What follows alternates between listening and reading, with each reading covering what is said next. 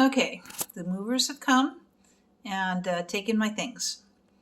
So I've learned quite a few things in the last 30 minutes.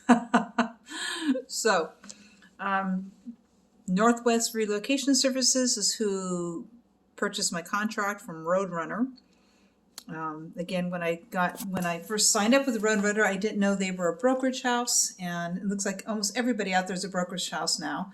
But there are companies like Northwest Relocation Services that aren't, and you can go directly through them, or Mayflower, or any of these. But the key is there's two different ways to make your move: with a brokerage house and a company that actually has their own trucks and does the moving themselves. You want the company that has the trucks and does the moving themselves, even though the brokerage houses are going to seduce you with these low numbers, You want to go with the ones that actually have the trucks that's going to come out. They're going to look at your stuff. They're going to give you a more accurate estimate, and it'll be real. And you're not going to be as surprised at the end of it. So they came today. Nice young man who was the person in charge. God bless him. He has a tough job. Anyhow, I did take some extra things. I took a nice bed frame that I couldn't sell. I took a couple of filing cabinets that I decided I wanted. My barbecue, I didn't sell that either. I said, oh, I might as well take the barbecue and a chair and an ottoman. And that's about it extra. I expected to be about 1,000 extra, by the way. I did expect it to be more. About $1,000. That's what I was thinking. So I figured maybe 3,800 for everything. And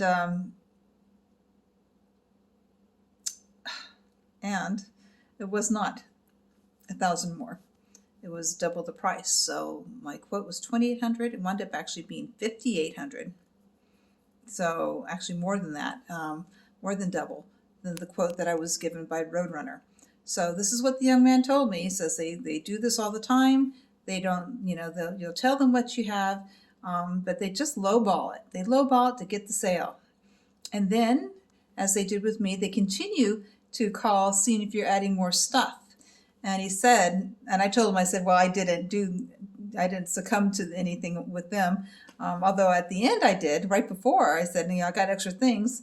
And she said, no, it's too late, which I'm really glad she did that, because that was strictly their commission.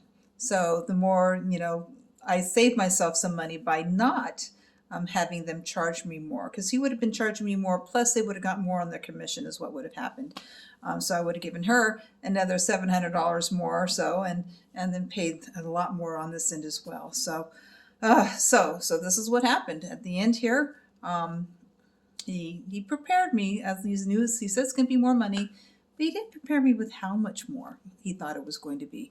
Like I said, my bill was, I had a quote for 2,800, and I felt that I didn't have that much extra. And he said that I had more than double the cubic foot. They only quoted me for 400 cubic feet. I had 980 cubic feet. 980 cubic feet.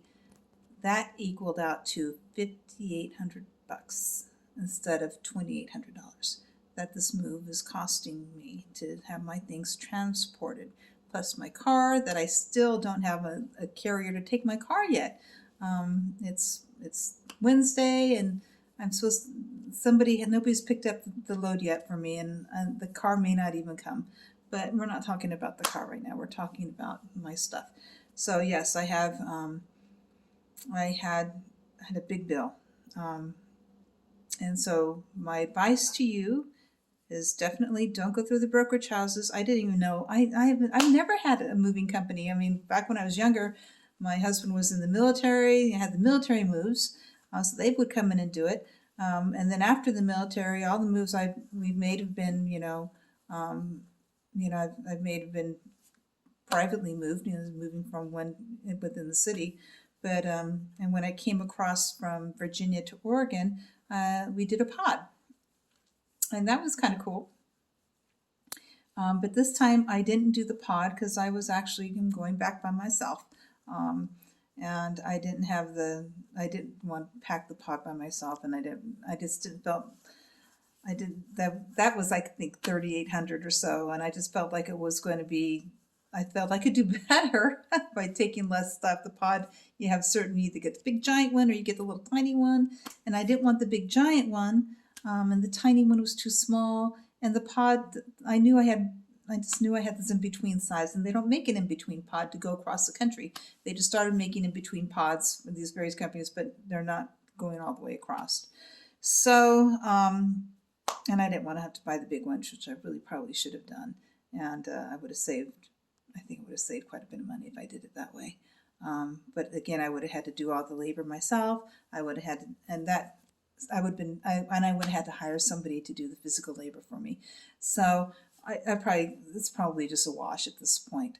I saved my back doing it this way, and they'll set up for me when I get there. So all in all, I expected it to be more money. I really did, because I knew I was adding things, but I expected to be about 1,000 more is what I was expecting. Maybe 3,800, not 5,800. Not $3,000 more.